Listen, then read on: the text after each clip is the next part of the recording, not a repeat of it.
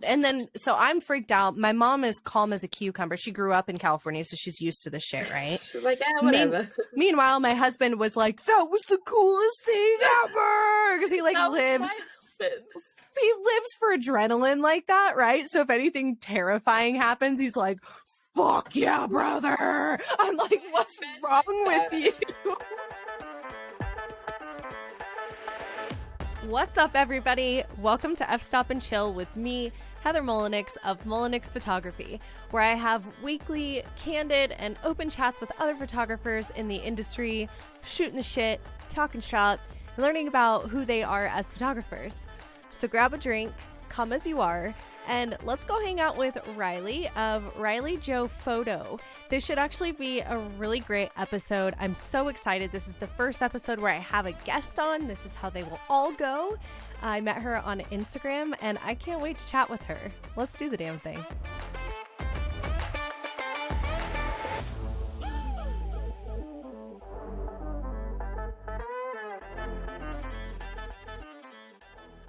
I was just thinking how funny it is that we've literally never met in person. I was just telling Talon when he came in here, I said today when we did sound check on this was the first time that I've ever actually spoken to her outside of text messaging, because it's always, but I feel like I know you. And I just started talking to you, what, like 3 weeks ago? Has it been that long? Oh, I feel like it hasn't been that long. Maybe. I thought it was funny too, because you texted me and you're like, good morning. And I told my husband, I was like, this is the blossoming of an amazing friendship.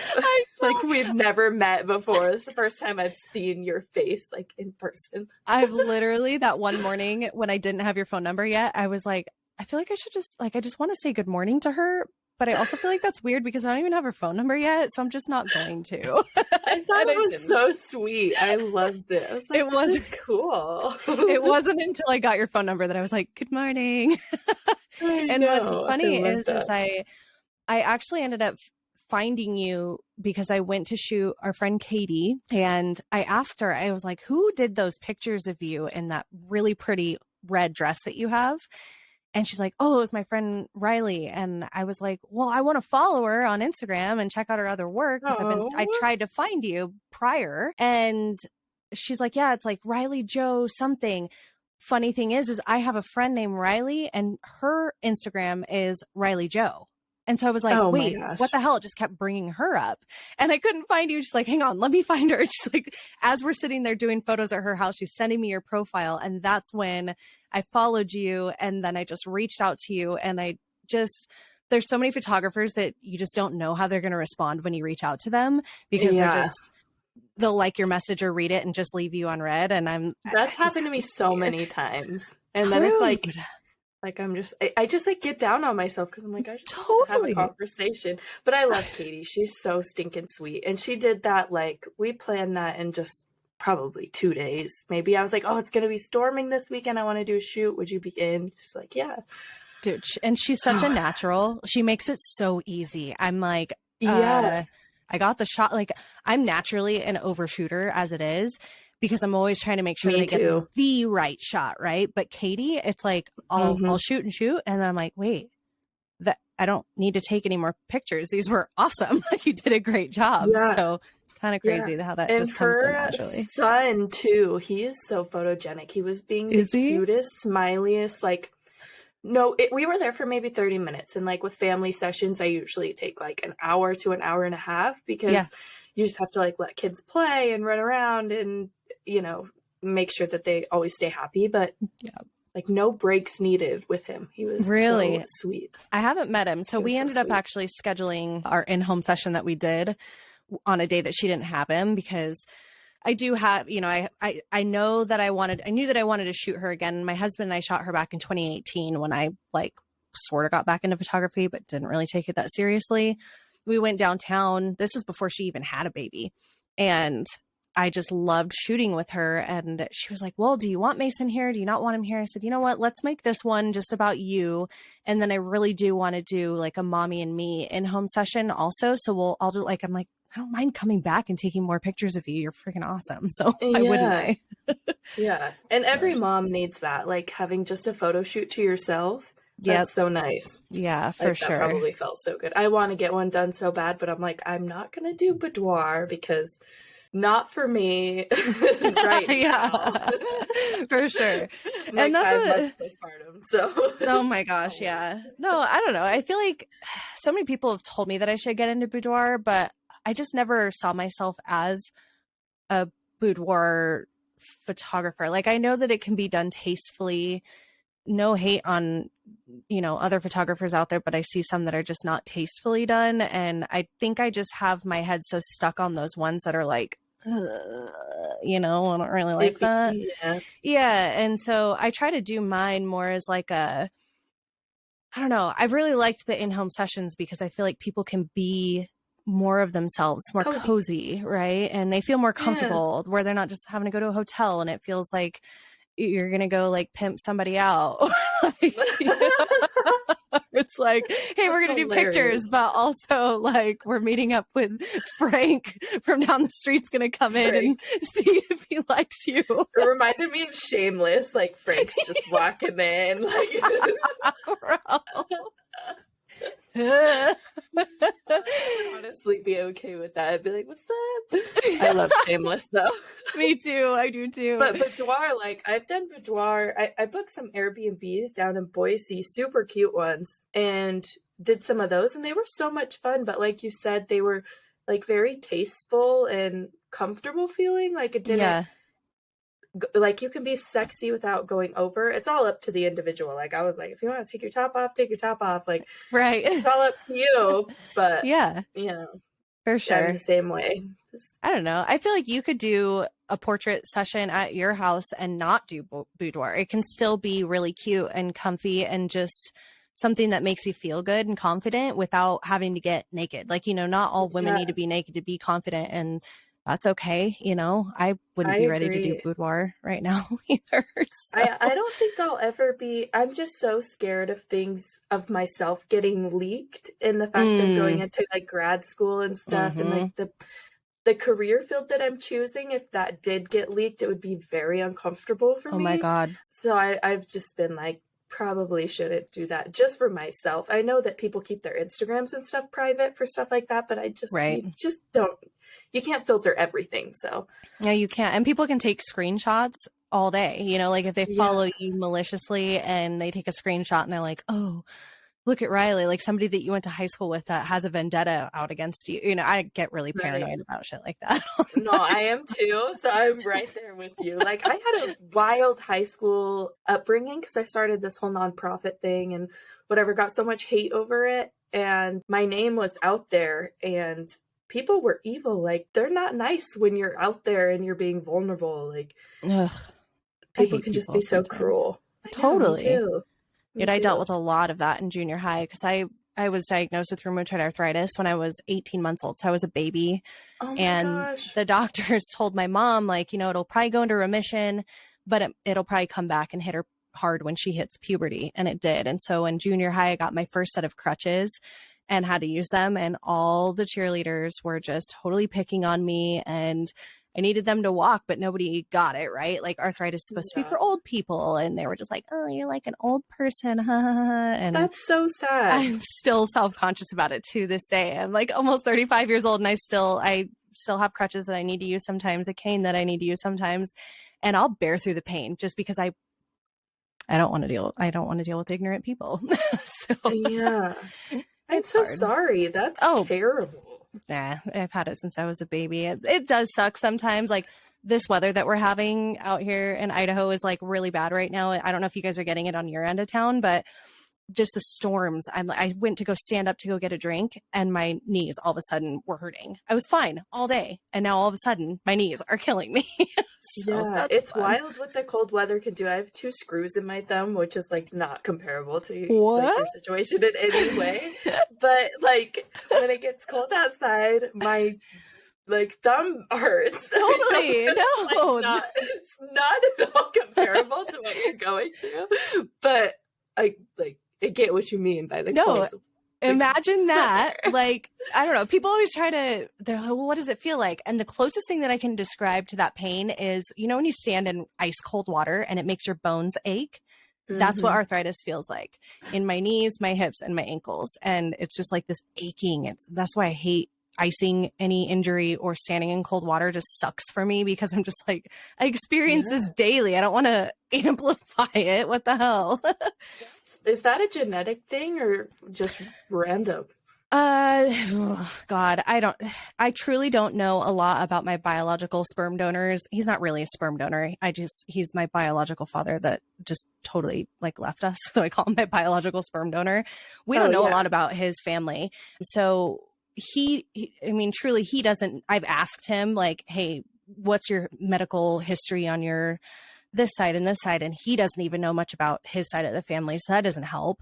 It didn't come from my mom's side, but the odds of it, I've looked it up, are so small. Like for a child, they have now, I guess, figured out that there's something called they're calling it JIA, and I don't remember exactly what it stands for, but it's something that babies can get, but they'll grow out of it. So it's the same thing, but it's a form that will just like go away when they're 3, 4, or 5 years old, and then they don't have it anymore.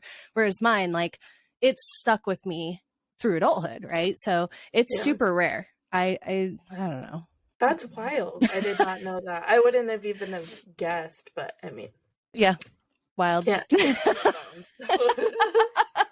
Yeah, a lot of people don't. I think that just like my mom never handicapped me growing up, which I appreciate that, right? The doctor said, get her into swimming, get her into non-impact sports. And I wanted to do cheerleading and soccer and snowboard and do all of the impact sports. And my mom was like, well, if she's feeling good enough to do it, why wouldn't I let her do it? Like, maybe it's causing some damage to her joints, but whatever, if she wants to do it. And I did them all, and I still kind of live my life like that. If I'm feeling good, then I'll do it. I might be hurting, all night or the next day, but it's worth it in that moment, and just to do it while I'm able to, so yeah. Cards. Well, my aunt kind of has something, well, not super similar, but she's got like a growing, I don't know what to call it, a growing disorder, I guess. She's about 4'10", 4'10", and she's in her late 40s, I believe. She's gonna listen to this and be like, you're an asshole, I am not like that age.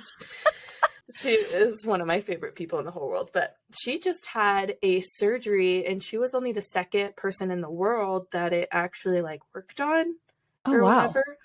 So her bones are super fragile, and if they break, they can't repair them because they're just like glass. So she ended up breaking her femur. And she stood through my entire birth with my first on this broken femur. She had no idea she had it. She was like, oh, it's just hurting because like I stretched too hard or something. What? And then she went in, they were like, it's completely shattered and we can't do surgery on it because you have this, immune disorder or what, not immune, but you know what I mean. Yeah. And so she found a doctor who had done it one time before successfully. And he was like, it's kind of a gamble. And she was like, I don't care, do it. I want to like be around my nieces and stuff. And he did it and it worked. So wow, that's nuts. I've never heard of that in my life. She is a rock star, like through and through. And so is it something that they can reverse? Like, are they able to reverse it or anything? No. It's like part of her, like all of her bones are that way and everything. She's actually, I took pictures of her and her husband on my Instagram. I don't know if you saw him, like really tall dude, really short lady, black hair, curly. I'll have to check it out. Cute, but he is like 2-3 feet taller than her. Wow. Yeah. But that's crazy. They're the cutest. And I'll have to check it out. Awesome. You will. And then you'll look and you'll know her whole story because she's just that's the most awesome. amazing woman ever. No.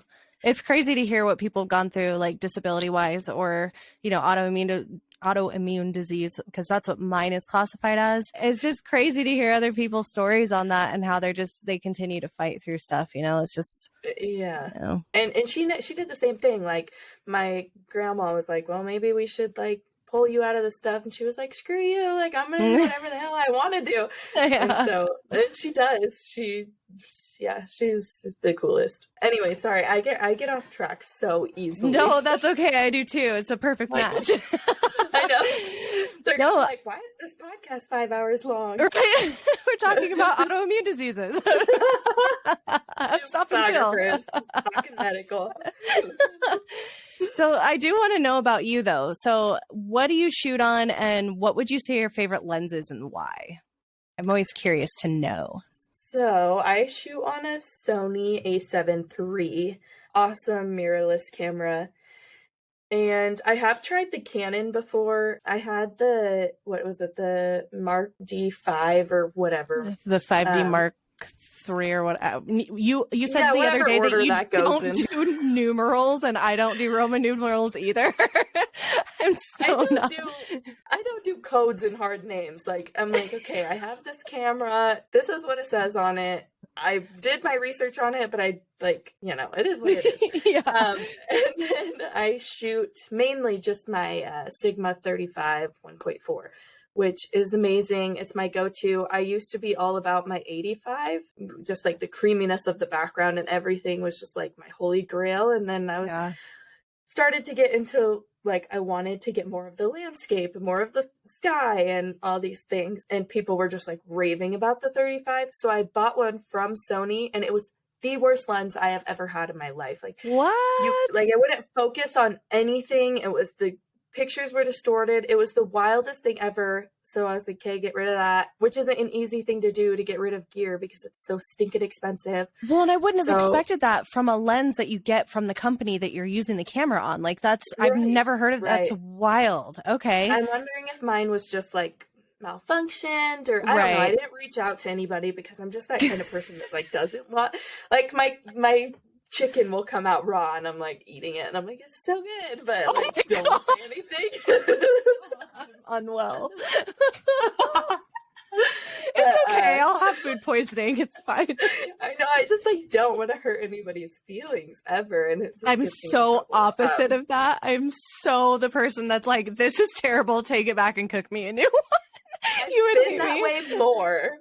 I've been that way more. Now that I have kids, I'm a little more like, but like, I still, like, there's sometimes, like, I don't know, I tiptoe around. Anyways, so I bought the Sigma 35, and it's beautiful. It is the greatest lens I've ever had in my life, and it's so versatile. Not that I need that, because I just shoot families, really, but that's awesome. My camera. It seriously it's always been such a debate for me. Those have been my top lenses, were the 85, the 35, and the 24-70. And then obviously, you know, when you're first starting out photography, people are like, okay, good lens that you need to have is the nifty 50, right? Like, that's, have it in your back pocket. If you're going to get any lens first, get that one. And I'm glad I did, because it's budget friendly and it is kind of mostly versatile, but I can see how that 85 is just like, doesn't give you enough of the frame, and you have to scoot back 10 yards just to get everything into the frame. And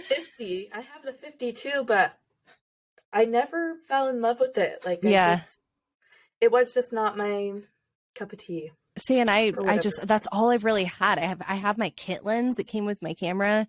It's an 18-135, and it's just, kit lenses just aren't the greatest glass. And it was, the 50 was the first prime lens that I upgraded to that actually had good glass, and I haven't been able to afford to get any other lenses, and I haven't tried any others that, like, I don't know, but that maybe I would coming soon. I know, tomorrow. Dude, I'm not going to be able to sleep tonight. All right, you guys are listening to this on Wednesday. We're recording this on Tuesday, and I actually mentioned this on my Get to Know Me episode, that one of my goals this year was to upgrade my equipment, and it's finally happening. It's going to be here tomorrow. I'm so excited. I'm literally going to be hitting you up all the time, be like, okay, what can we go shoot? And I just, like, now I have a flash, and there's some speakeasies in Boise that I think would be so cool to go and do some style. Speakeasies in Boise. Yes. Like, I'm not a dark shooter, so like, but I will go and I will support you. Please do. Oh my God. I was just like, have this dream of shooting in these speakeasies with that low light. Like, now that you kind of know what my style that I'm going for, that I've been trying to find, because you and I, like, I wouldn't say that we're the same, but I also wouldn't say that we're different as far as editing style. We both kind of like this contrasty, like moodier, not the bright and airy type photographers. But mine are very, like, like, I want the people who have the tattoos and they're grimy and, you know, like kind of rough around the edges type of style. And you do well with that. Like, that is your jam. Thank you. I appreciate that. I don't know. I've always related with this. Dude, yes.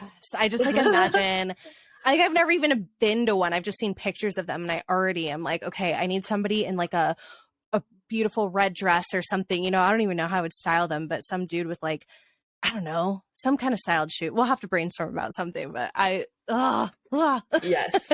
They're actually opening a new speakeasy in Boise, and I think it's 1920s themed, it's something around the Great Gatsby. Yes. And that would be cool too. Dude. All tatted, but like in the wear of the 1920s. Yes. Dude. Oh my God. I have so many ideas spinning. And this new camera is supposed to perform really well in low light. So like I am getting a flash.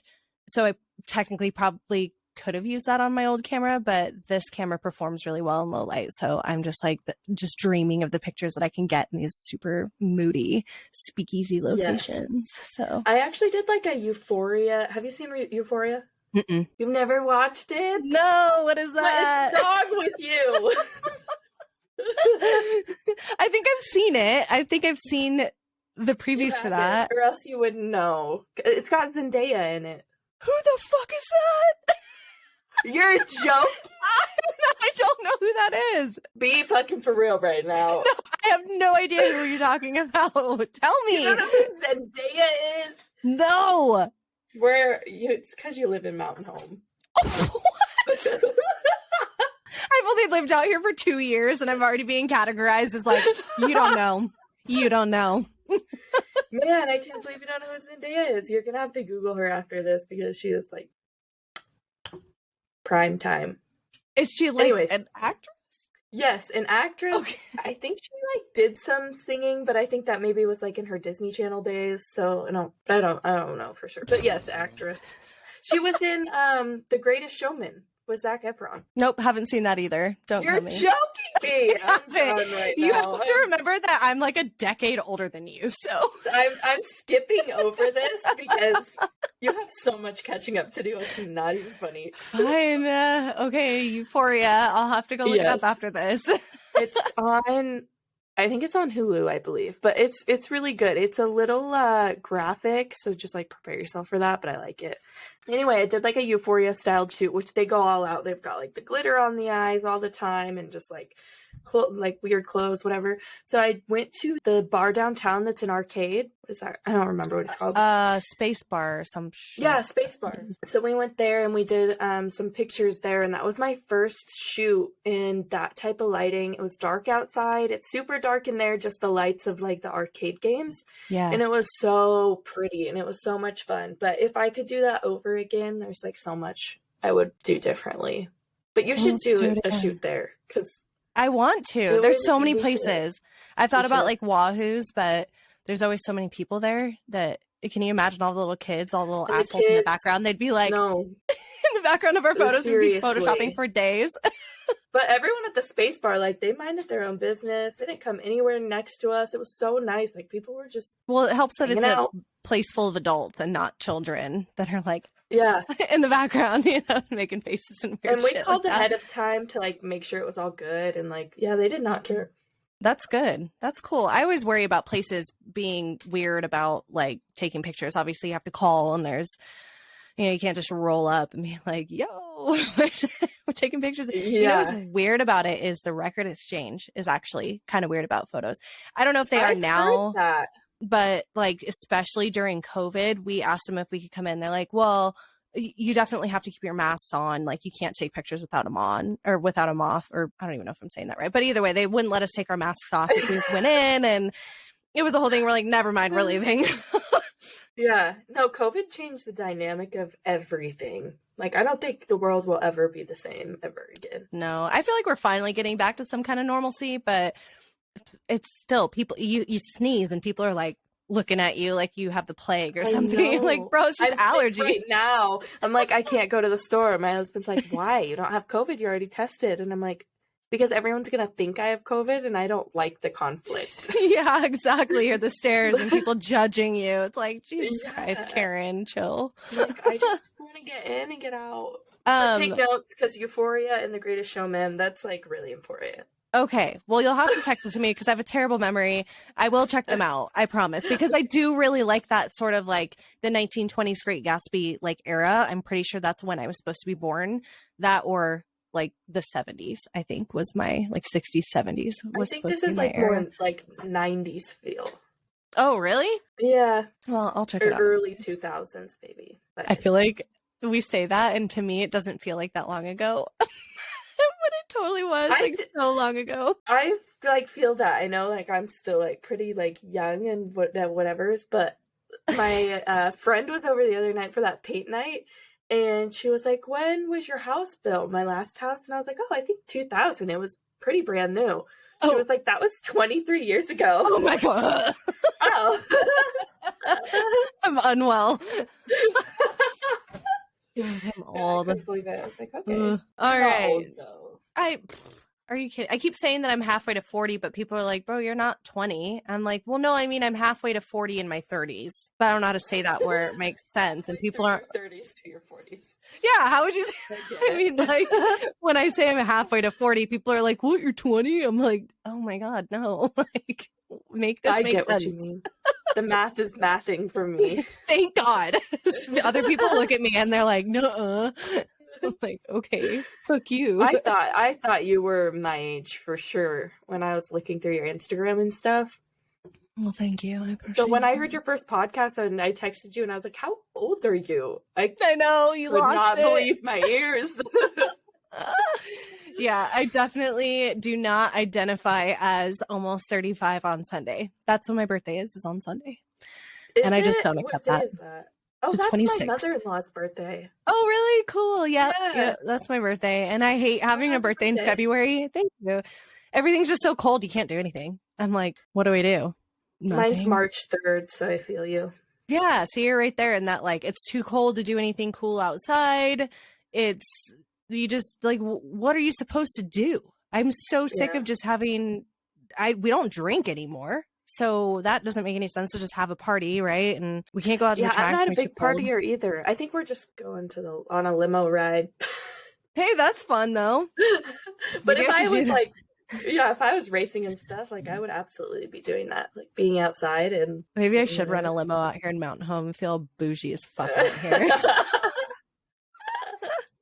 I wish that people like listening could understand what Mountain Home is. I just do not know. Go Google that. Mountain Home, Idaho, not Mountain Home, Alabama. Because if you do search Mountain Home, it'll take you to like Alabama or some shit, which is, I mean, probably about the. Actually, their Mountain Home looks cooler than here. Yes, like, and I don't know. I don't want to trash talk Alabama. I've never been to Alabama in my life, but no, like, and. Honest to God, if somebody is listening to this that does live out in Mountain Home, everybody's gonna be like, what the fuck? Why are you living here then? You know, quit talking shit about our town. And I don't know. I haven't met anybody out here, and I've tried, like, I guess I haven't really tried. I'm not really the person that goes, how do you make friends as an adult? Tell me how you make friends as an adult. I wish I could. I've had the same friend since I was like 3 years old, so and no new friends. So I really couldn't tell you. I mean, yeah, we did. We met each other, and I could see us hanging out for sure. Through the internet, yeah. Yes. But just like, I haven't come across anybody on the internet out here that has like connected with me that I feel like I could be friends. I mean, there's a couple people that we have a friend in Boise that was like, hey, my friend lives out there in Mountain Home. You should connect with her. And we actually haven't taken the time to do it. I think I just need to pull the trigger and just ask if she wants to hang out. But it's hard in a small town too, because everyone's got that, like, I'll take the hate from the Mountain Home peeps. I've lived here my whole life, so I don't really care. Like, they're so, like, most people, when they grow up in a small town like that, they can be a little bit stuck in that mindset. And so it's hard for them to become open to new people moving into, like, their territory or whatever. Yeah. You know what I mean? So it does make it a little bit difficult until, like, you warm up and they can warm up.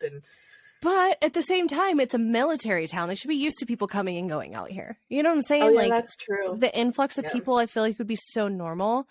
And maybe that's why it is hard to make friends out here, because people are coming and going so much. It's like, okay, you know, friendship's not going to stick. Yeah. I don't know. That makes sense. I think I just need to grow a pair and start talking to people. Stop being such a wiener. Wiener. Same. I feel that though. I'm pretty antisocial. Like, what? I just suck at small talk, man. Like, you and I jumped into it pretty quick as far as talking about shit. Like, we didn't fuck around. We're like, no, we started talking about like real shit. It wasn't like, yo, how are you today? How many plants? I know we were both like, this inflation in our debt. Both crying. I know. I'm like, I'm feeling so discouraged. Like all the feels. I'm like, I literally shut down my business. Maybe that's why we click those, because both of us just bypass the small talk. I fucking hate small talk. I can't do small talk either. I don't know how to small talk. Me neither. I can talk about the weather though, because I do have like a interest in the weather. Like, I don't know, it usually pertains to something that we're trying to do. I'm like, yo, this weather fucking sucks, right? Like, yeah. That's about all I bring up too, because I'm all about the weather. Like every night before bed, I check it, and then in the morning I'll check it. This morning I heard the wind going crazy outside my window. I was like, I wonder how many miles per hour that is. I got on to check. Yes. You really missed a career opportunity in meteorology, I feel like. Well, that answered one of my other questions. You said that you're from here then. Were you born and raised in Idaho then? Yeah, I've never lived anywhere else. Really? Yeah. Have you traveled like around to see other places or? Okay, that's good. I've traveled. I've been to like most of the states. No, that's a lie. I've been to like maybe 6. Most of the states you live. Not much of them at all, but it felt like it. And then I've been to like Mexico. My husband and I backpacked through Spain for a month. That's rad. Yeah, that's about it, traveling wise. That's cool. What was your favorite place to go then? Like out of all of the states that you've been to? States wise, I mean, this is gonna be terrible because everyone hates California right now, but I actually if I could move anywhere, I would go to California for sure. I think I belong there. If it's not there, it's probably Arizona. I just belong in the heat. Like my seasonal depression does not do well at this time of year. Same. And see, I've always said the same thing about California. Like, we go to visit, right? Because I have family there. That's where I was born, and that's where literally all my family is in California. So we'll go back to visit, and I miss it. Like, my heart craves the ocean. There's something about the ocean. Yeah, and I just, once we're gone from there, I come back and appreciate Idaho a little bit more. I think it's the traffic. It's just if there wasn't as many people there and it wasn't so expensive to live there, then I too would, that's where I would love to be. We actually looked at places even to move out there, and we're like all about going because my husband was like, I can't stand the depression anymore. He's very supportive, but it's hard on everybody. 100%. So he was like, let's just go. Like, if that's where you want to be, let's go. We can always move back. And we were like, yeah. So we sat down to look at apartments, and we were like, $5,000 for a 1-bedroom and the scum. And I was just like, yeah, we can't do that. We have 2 kids. Ridiculous. Maybe if I had no kids and I was grew a pair and was like, I'm gonna move out of state, but yeah, no, it's insane. I told myself when I was a kid that I would live in Santa Cruz one day. I don't know if you've looked at the housing prices in Santa Cruz, California, but it's disgusting. There's no way in hell that I will ever. Plus, I'm actually have this gnarly fear now that California is just gonna break off of the United States one day. So it's about to happen. I swear. They've been saying it for centuries, but I'm like, it's tomorrow. It's the next day. It's happening. Just started this show on Peacock. I think it's on NBC. It's called La Brea or something. And it's where this ginormous sinkhole happens in LA. And they part of the city falls into it. And we just started it last night. And I'm like, this shit is going to happen. Somebody is predicting the future. I could see this happening in LA for sure. I don't do natural disasters. That shit freaks me out. I will have nightmares for months. Earthquakes, man. Earthquakes, tsunamis. I lived through, I don't remember it, but I lived through the gnarly earthquake that happened in California during one of the World Series game. because I think I was like 2 years old. So it was like in 1990 or 91. I'd have to look it up. I don't remember the exact date. But there was one of California's biggest earthquakes happen, and I was at my grandma's house because my grandma watched me when my mom went to work, and that earthquake happened. I wish I remembered it, but I don't. But yeah, it was one of California's worst. When that one happened here, when was that? Like two years ago? That was in 2020. Yeah, I thought the world was ending. I was like, dude. COVID, and now like this huge earthquake, and my husband was like, that? Under the table! Like he was like freaking out, and I was just sitting on the couch with a newborn, like, dude. My mom was in her office on the phone with her boss, and Talon and I were in the kitchen. I think at her house. We were living with her at the time, and him and I were like doing a puzzle or playing Life or something. I don't know. We were like playing a game, and he thought that it was my foot on her table, like bouncing up and down. He's like, "What is that?" And I said, "Holy shit, we're having an earthquake." And I looked at my mom, and she stands up, still just casually having this conversation with her boss. And I'm like, "Mom, we're having an earthquake. Get under the door frame right now." She's like, "What?" As the house is shaking. I'm like, it was intense. Like, get off the phone. I felt dizzy for like 3 weeks after that. Dude, I don't know why, but it too. Threw off my equilibrium, like, same. So hard. Yeah, no, that was wild. And then, so I'm freaked out. My mom is calm as a cucumber. She grew up in California, so she's used to this shit, right? She's like, whatever. Meanwhile, my husband was like, "That was the coolest thing ever," because he like lives. He lives for adrenaline like that, right? So if anything terrifying happens, he's like, "Fuck yeah, brother." I'm like, "What's wrong with you?" You're psycho. Yeah, my husband says things about the military, and I'm like, I am so happy you're not in anymore because this conversation is stressing me out. Yeah. I don't know. He'll stand on, like, he's afraid of heights, but yet he'll go and stand on the side of a cliff just to feel the adrenaline. I'm like, we need to find something for you. That's exactly. I'm like, how do I help you? Something is wrong. That's amazing, though. What would you say your favorite thing is to photograph? Like, as far as couples or families or bald eagles, whatever.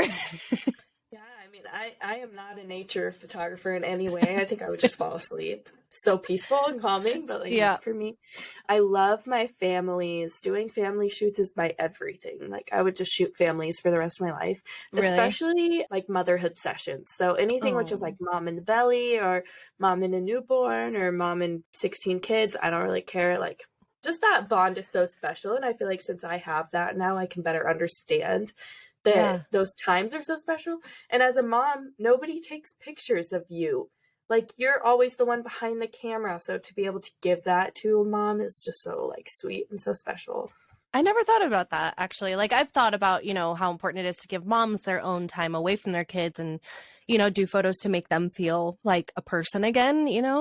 I'm not a mom myself, so I don't think I fully grasp, the alone time or the bond and stuff like that. But I've seen enough of it to like kind of get it. But I don't know. I just feel bad like trying to claim like, oh, I know what you're feeling, because I never will, right? I don't have my own kids, but I never thought of it in the way of like you just described it.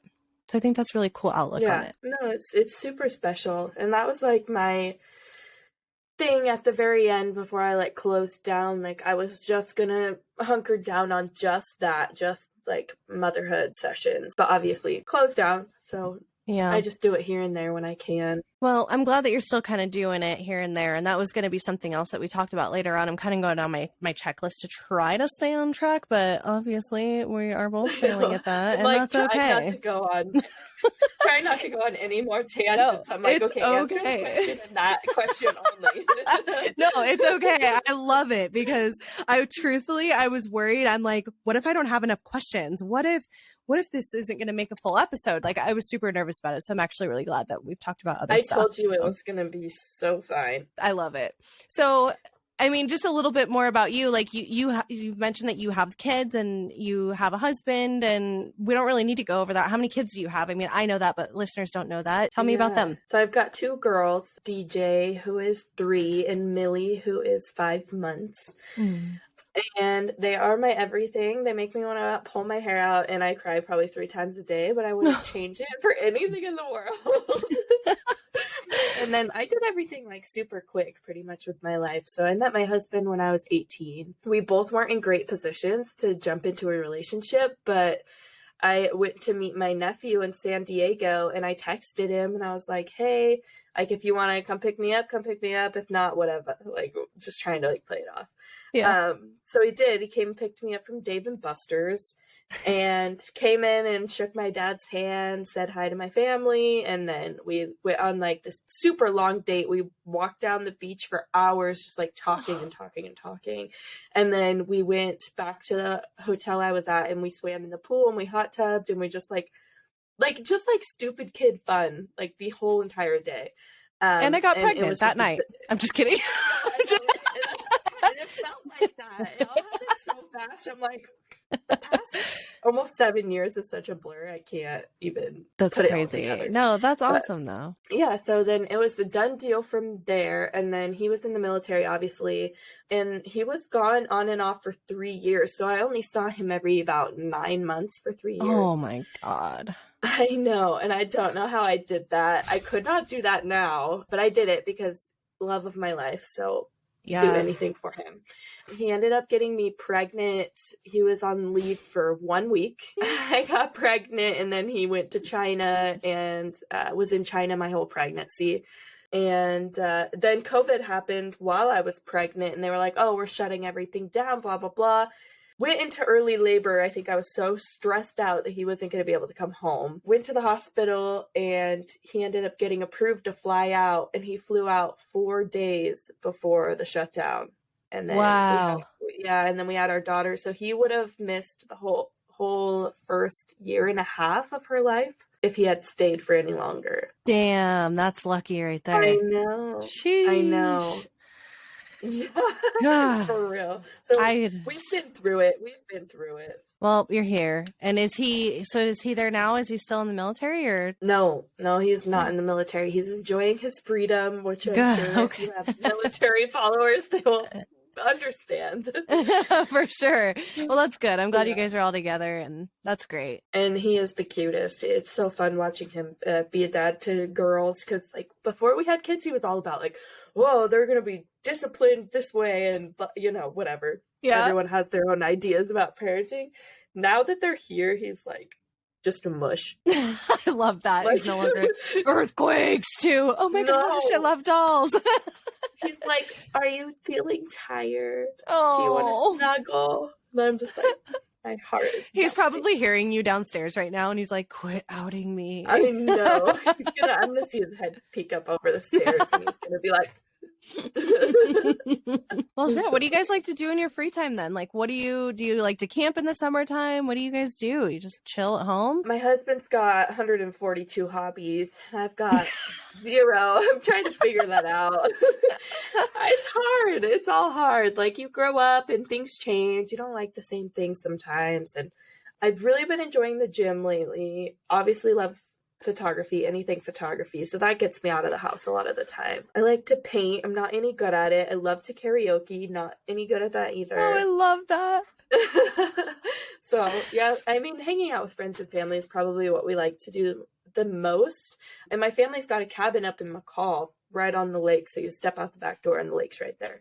So nice. During the summer, we're doing everything: wakeboarding, tubing, hiking, going out for drinks, and fun. riding I'm so glad I'm your friend now. I'm just kidding. You're like, let's go. This session ends for both of us, and all of us are going to be like, right, on our way to the lake. Let's go. I think he's also excited for me to like have another friend, because we're always looking for friends that are also married. Yeah. So you don't want to go out. You're not trying to hunt for people. Like, it's just it's different when your friends are single and you're not, which most of my friends are married now, but. For sure. I feel like we run into like Talon and I are very much so the couple that doesn't make people feel excluded. Like, our single friends will come and hang out with us still because they feel comfortable, right? Because we kind of just, I don't know, Talon's very good at being a girls guy. Like, he can hang out with the girls. That's and right. He can hang out with the guys. Yeah. And so like, I don't know. It's just kind of nice to be able to hang out with everybody, but we do have those friends where they make it awkward for themselves. Where it's like, why you got to show up like that? Like, just show up and just be hanging out with us. It doesn't have to be this whole like, it feels like very high school sometimes when people are like, we got any single friends? It's like, no, you're not coming over here for me to set you up with people. And if you can't find a single person on your own, then you've got more than, that needs to be discussed here. Exactly. Luckily, our friends are the same way. I don't think we have any friends that really come over and they're like weird. It's just mostly like when we want to go out, it's like a debate over whether we want to go to the bars in downtown, or like for him and I, we're like comedy show, or it's just like a little bit different there. But the rest of it, like one of my best friends, Malia, she and I have known each other since we were 3, and we used to live all in the same house, my family and hers. Yeah. Well, she just came over like a few months ago, and then she was like, can I just stay the night? And I was like, yeah, like I miss living with you. We were also roommates while Rylee was gone. So we kicked him out and he slept on the couch. He was such a trooper about it. And we just ate popcorn and watched movies, just hung out. Like that.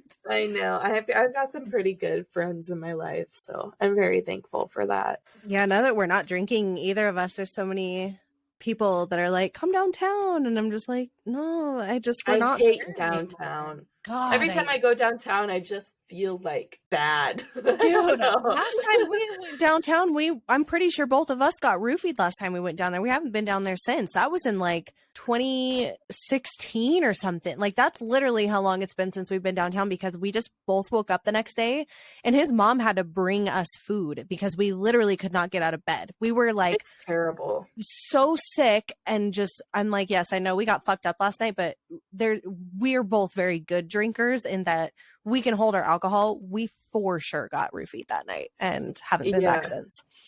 It's not worth it. There's definitely a difference. There's definitely a difference. I got roofied in San Diego. I had one beer and I knew I had been roofied because the feeling is so completely different. My husband had to carry me back to our hotel and ended up calling the ambulance because, oh my God, I was completely unresponsive. He was putting me in a cold shower and like all sorts of things, and I just would not wake up.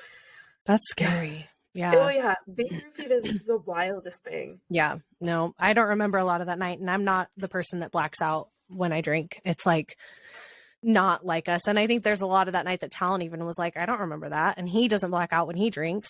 So downtown's just a different crowd, especially with all the people that live here now. I'm like, I don't know. And like you said, we're not drinkers at all either. I am having a beer right now though, because I was like, if I don't get something in my system, I'm not going to be as talkative. So I was like trying to get this beer down. I was like, can you please help me finish this? I think I just one sip left. That's all right. I'm still working on this Red Bull. I've got half of it left. I'm seriously not gonna be able to sleep tonight. I was recording the intro to this and I sounded like a freaking zombie. I had to turn it on for myself. I'm like, okay, wake up. And I like, when they say to like smile and it makes you like, it sends endorphins or whatever. And so I'm recording to the intro and I'm like, you just gotta fake it till you make it. Just cheese it. I'm like, I need a Red Bull. I'm unwell. I've been editing all walks day. in. He's like, are you okay? I'm not. That's awesome. All right. So when did you start photography? I don't think I've ever asked you that. Do you remember specifically? Yeah. So a lot of people, like, I don't think anyone's really ever asked me that. I started my sophomore year of high school, which was oh my gosh, what year was that? I don't know, but it's going to hurt. I'm so sorry. I think it was 14. Anyways, started then, but only did it for like my sister. She lived in LA. She was a producer at the time. So I would go out there and we would do like photo shoots, and I would meet up with all her friends, and they were all photographers, and it was just like something I always like really fell in love with. So I was always behind the camera. Didn't take it seriously until after my first was born because I couldn't go to work. It was COVID. I had a newborn. No one knew anything about COVID. So I was like, she gets it. Like, is that going to be seriously detrimental to her health? Right. So I was like, oh, I'll just, play around with the camera some. Realized how much I really could make it a career. So in 2020, I jumped back in feet first and really struggled my way to where I left off. And yeah. That's wild. So your sophomore year, and then that was actually something that I was going to ask you about, is that Katie kind of briefly told me about what like what happened in LA? You said that you were shooting down there because who was it? Your sister lived in LA and she's a producer? No, that was in high school, but she probably saw my shoot with Trista in the dress. Mentioned something about getting like a feature in a magazine or something. I kind of black out when I'm doing photo shoots because I have crippling anxiety. So there's a lot of things that people tell me and I'm like, wait, what? I remember bits and pieces of this. So I really did want to talk to you about that because that sounds really cool. But I want to hear like your whole story and take on that. Yeah. So with the getting published in the magazine, that was super cool. I didn't think anything like that would ever happen for me, honestly. But I went down to LA, one of my lifelong friends, Trista, she's a big time model out there. And I was like, hey, like, I really want to do a shoot on the beach. I've reached out to like Facebook groups and stuff and got like an overwhelming amount of messages. And just like, there were so many I didn't even want to open them because I just didn't know how to start. So I was like, would you be down to like, let me do photos of you? Like, you don't have to post them anywhere or anything like that. Like, I don't want free publicity or like take advantage of you in any way because she's worked really hard to get where she is. So she was like, yeah, of course. Like, you don't even have to ask me twice. So she went and she got these 2 beautiful gowns and we went down to the beach and just did it for fun, maybe like a 30-minute thing. Left, I came back home, I edited some of them, and then I honestly don't remember who, but someone sent me a link to this magazine that was like, they do publications worldwide. They were like, you should submit some pictures. And I was like, okay, yeah, why not? So I did. And then I got on the cover and I was just like, that's the most wildest thing that's ever happened to me. So cool. That is so cool. Yeah, so it's really awesome. And what year was that? Cool. And I'm really thankful for her. That was 2021. Oh, okay. So it was after COVID. Nice. Awesome. So, I mean, did you see anything? Years are hard. Sorry, I don't remember. No, that's okay. Or 22.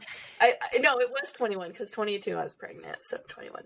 Did you see any sort of like influx in your photography business? I mean, because obviously at this time you were still shooting as a photography as a business, right? Like you hadn't stopped doing that yet. So did that like really help launch you and get your name out there and have some interest in you as a photographer? No, not at all. Honestly, being published didn't do anything at all. It just sounds cool, but people aren't going to go on the cover of a magazine and be like, who's that photographer? Most likely they're going to be like, who's that model? You know, we want to use her or whatever, which is fine. I hope it helped Trista do whatever. I mean, she's already like the most amazing model in LA, but the thing that really helped me launch my business was TikTok. I had a TikTok go viral trying to do that blind date shoot. And it just spread like wildfire. I was not even prepared, and like socially awkward me did not You're like, what? Expect it. Yeah. And so it just kind of took off from there. I mean, I wouldn't say take off because a lot of these people were from TikTok and they were just like, I want a free shoot. I want to do the model shoot. But then they would like ghost me, or I was like, okay, here's my pricing guide. And they would be like, no, that's not what I meant. But then I also had the people that were like so supportive in my DMs, like, you're doing a really great job. I'm just here to support you. I was like, wow, this is like the most amazing thing, because as you know, the photography land can get very competitive, very dark, very gloomy. Yeah. So having that support was like a breath of fresh air. I kind of needed that little boost. And I felt like it kind of boosted my ego a little bit. So I felt like a little bit more confident in myself. For sure. Yeah, no, I mean, truly, you're one of the lights in the dark in the photography world. I think that there's so many people that do just start out with photography and everything's kind of sunshine and rainbows. And you really hope that it's going to be more of this like community over competition thing. But then when you really get into it, it's like you have to find your tribe and hang on to them. You know, once you find them, you hang on to them. Because it can get ugly. I mean, between other photographers and vendors, and I haven't even scraped the surface of it yet because I'm not even shooting weddings yet. But, you know, I'm in these groups and I see the dark side of it. And I'm like trying to stay far away from it, you know, and stick close to like you and Silva and the other photographers that I've met that I'm just like, you're my people. Please don't leave me ever. Yeah, I'm the same way. I've got like a little group. My friend Sarah, she's a really great photographer too. She even did my senior pictures in high school, so she's been doing it for a while. And so we just did that shoot with Ashton, her and I. And then I told her about you, and I was like, we get to add someone else to our group. Yes. I'm so excited. No, but that's cool that TikTok, I actually didn't know that photo shoot actually was because I only saw the shoot on your feed. I was totally stalking you, like going back to some of your older work, just because I'm curious, like as a photographer who is growing myself, there's a little bit of reassurance in knowing like somebody's work didn't like, your work has always been beautiful. And I hope that this doesn't like that you don't take offense to this, but your work now, your work now is better than it was. Right. So I like to scroll down and see like, okay, they haven't always been as awesome as they are now. It took time. So now I know mentally, like I too will get better in time. I've done the same thing because you really do. It's the same as like you get imposter syndrome. You know what I mean? Yeah, so like, for sure. All this beautiful work, and you're like, you just came out of the womb like being this awesome. So like, you scroll down and you're like, this can't be, which don't let anybody fool you because everybody starts off like shit and you're a liar if you say any different. I'm sorry. It's just the way that it is. True. Yeah. And some people delete those pictures so you don't ever get a glance in that. But I really love when people keep them up because you do get to see that progress and how hard they work to be where they are and how many years it actually took, like, to be realistic. Because when I first started, I had no idea what realistic even meant. I thought, oh, I'm supposed to have my shit together right now, which was not the case at all. And I had to learn it all the hard way. Nobody would help me. So, Yeah, it's hard because I think that like, I can't speak for every photographer or every new photographer, but I've spent a lot of hours obsessing over photo shoots, like the editing of them and trying to be the best right now and having to remind myself that like this takes time. And it's so easy for other people to say, don't compare your right now to somebody's year 10, but it's like, no, I want to be the best right now because I'm seeing all of these beautiful pictures. Why isn't my work that good? Why? Like, I know that it's inside of me. I have this passion. I have this drive and desire.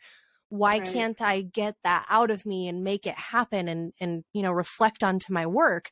You being my friend now have seen that firsthand, like me texting and just like literally losing my mind sometimes on you. Like, I don't even expect you to text back half the time, but I just really just need to get it out where I'm just like, I'm not okay right now. I've been editing my pictures with these presets for years. And now I'm realizing, oh my God, I've spent so many hours obsessing over these edits that I've been doing, and it hasn't been my work that I thought that I was failing.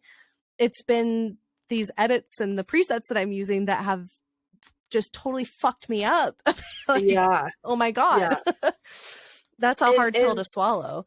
It really is. And the thing about it too is like, no matter how good you are, no matter how many years of experience you have under your belt, you're probably always going to obsess over your edits, making sure they're tweaked right, or like your eyes are deceiving you and you have to go back in the morning and re-edit the entire thing over again. Like, that's the way of this world. And it is so stinking draining, but way worth it. And I think the people that do obsess over their work are the ones that should, kind of receive that credit in those clienteles and stuff, because the perfectionists love what they do. Otherwise, they just slap an edit on it and be like, that looks great. But the people that are obsessing.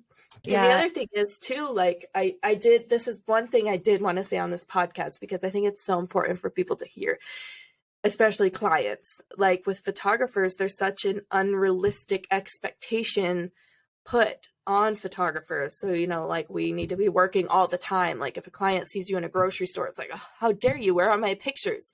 You know what I mean? And then there's also like I said, the unrealistic expectations. And that was part of my burnout, is I felt like I couldn't ever take a break. And then you're just trying to perfect everything. And like, people just have to be a little bit easier on their photographers, because we are all doing our best. And just like any job, you're going to have a slip up. Like sometimes I go to a shoot and I'm like, that was the worst thing I've ever done in my life. Like, what was I thinking the entire time I was there? Like, these are terrible. Like, I cannot give these to anybody. And like, that is just that's just how it goes. And it's always going to be that way. You're going to slip up. Sometimes you're going to make mistakes. You can't be perfect 24/7, even as a photographer. Like, even medical professionals make mistakes. And I feel like when people get their photos back, there's a couple times where I've been like, hey, I want to reshoot this. I don't feel like it's my best work. And it's unfortunate that it does happen to those people. I always fix the problem right away, but I'm only human, you know? And photographers are only human. You're going to slip up. You're going to make mistakes. And I just wish people were a little bit more understanding when it comes to working in the arts, and that those things are going to happen. Yeah. And I feel like I've noticed... No, you're totally fine. I loved that. I loved everything that you just had to say, because it just got me thinking. And I feel like a lot of the photographers that I've connected with, we all kind of are similar in that a lot of us do struggle with mental health, whether that's anxiety or depression, kind of noticing like a similar kind of thread through it. And I don't know if that's what maybe, you know, fuels our passion to do photography, because it gets us out of our heads, it gets us distracted, and it's something that we can fuel the, you know, get the dopamine and all the things that we're kind of lacking to do good again. But then we can very easily go back down and get depressed, because we're then comparing ourselves and, you know, feeling like we can't take a break. And me with anxiety, I am very much so trying to keep myself busy to try to keep my mind quiet, if that makes any sense. Yeah. And so I have a very hard time in telling myself, it's okay. You don't need to be editing this gallery today. You can go and watch Love Island on the couch if you want to. Exactly. It's okay to take a break, but then you feel guilty, and then you start getting depressed. And it's just this whole string of things that I don't think people understand, just this domino effect. So I totally get it when you say, I feel like photographers do need to be given a little bit more grace, in that like other people get to wake up and clock in and take a break and a lunch and then clock out and go home and make dinner and relax. Exactly. Whereas we're not on a clock. We have to force ourselves to take a break, which 9 times out of 10 we're not going to, because we just want to finish something.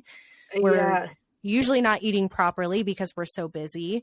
And then, you know, we're responding to clients and things after hours, because that's when everybody else is off work and they're finally responding to you. So we're up until 10 o'clock at night responding to people when we probably shouldn't be. We are literally working ourselves way more than we should.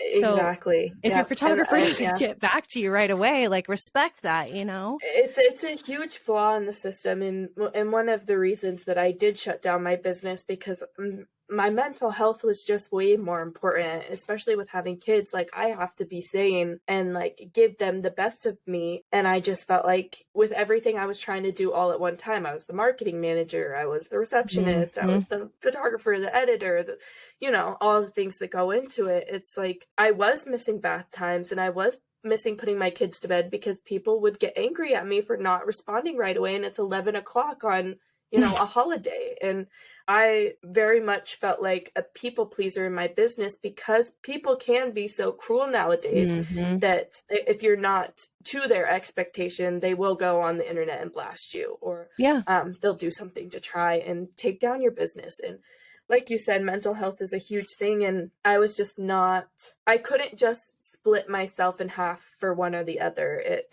I put my all into everything I do, and it was either put it into that or put it into my kids. So yeah, it's hard because put my emotions into my kids. We live in a world where it's instant gratification, right? People want it and they want it now. Exactly. And that's really shitty, because it's just like, I saw some guy in a photography group actually putting his photographer on blast, like, hey, I saw my photographer was in Disneyland with her kids. She just did this photo shoot with me. She shouldn't be in Disneyland. She should be editing my photos.